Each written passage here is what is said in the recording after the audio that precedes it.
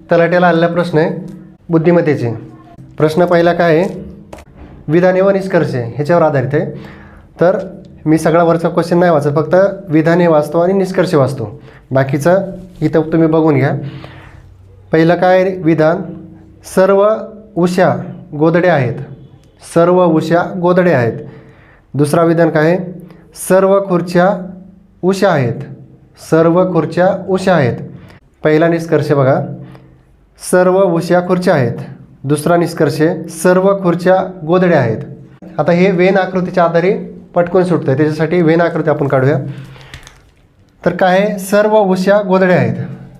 सर्व उषा, उषा अंतर्गत, सर्व म्हणलं की आत आलं, उषा,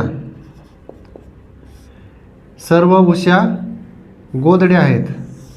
त्याच्यानंतरचं काय आहे विधान, सर्व खुर्च्या उषा आहेत. आता सर्व खुर्च्या उषा आहेत म्हणजे खुर्च्या उषेच्या आत आल्या, ह्या खुर्च्या. मग आता याच्यावर काय निष्कर्ष काय निघतोय, सर्व उषा खुर्च्या आहेत. बघा, सर्व उषा, उषा कुठे आहेत, उषा बाहेर आहेत आणि खुर्च्या मध्ये. हे पण सर्व सांगितलं इथं. सर्व खुर्च्या होत्यात, उषा होत्यात का खुर्च्या, तर नाही. आता इथं जर काही खुर्च्या म्हणलं असतं, काही उषा खुर्च्या आहेत, तर बरोबर होता. मग त्यासाठी पहिला निष्कर्ष नाही. तर दुसरा निष्कर्ष बघा, सर्व खुर्च्या गोधड्या आहेत. सर्व खुर्च्या, आता खुर्च्या कुठे आहेत, अंतरळ, आणि गोधड्या कुठे आहेत, बाहेर. मग सर्व खुर्च्या गोधड्या आहेत. आहेत का, तर गोधड्याच्या आतमध्ये उषा आहेत, उषाच्या आतमध्ये खुर्च्या आहेत. तर सर्व खुर्च्या गोधड्या आहेत. सर्वच खुर्च्या गोधड्या आहेत, पण गोधड्या खुर्च्या नाहीत. सर्वच गोधड्या खुर्च्या नाहीत. मग काय सांगितलं याने, सर्व खुर्च्या गोधड्या आहेत. निष्कर्ष 2 बरोबर आहे.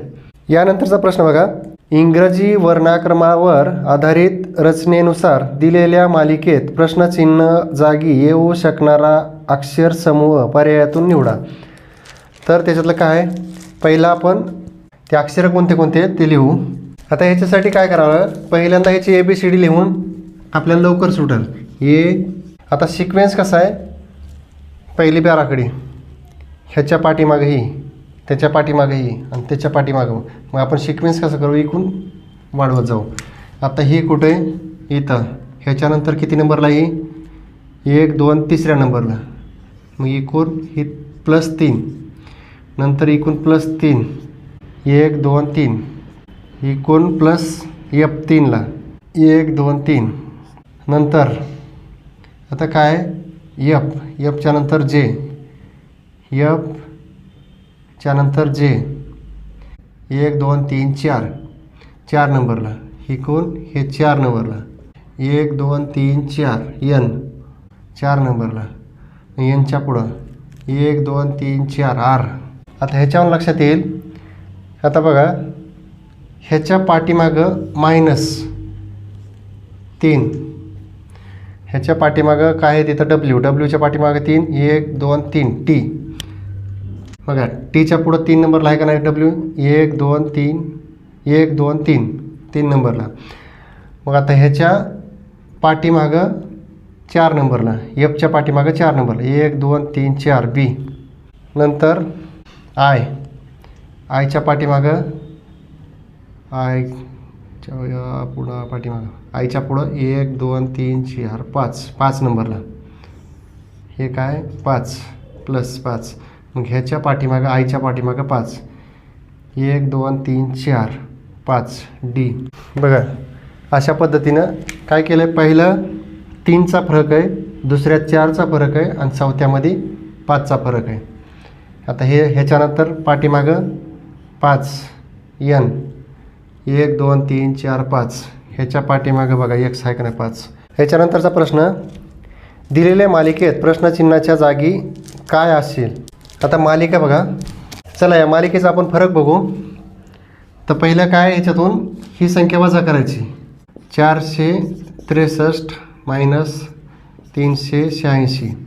किती आलं, 6 ते 7 13, किती 16तून 9 गेले. यांचा फरक किती आला, 77, 22, 64, नंतर 271, 1 आणि 5 यांचा आला 51. आता बघा 38.